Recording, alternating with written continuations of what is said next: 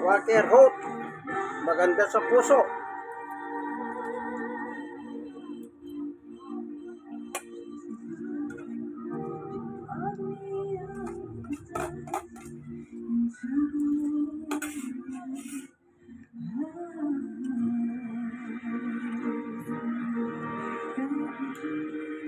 Kape na tinitimpla.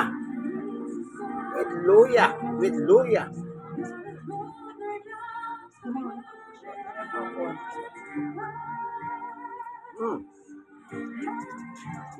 Yung luya.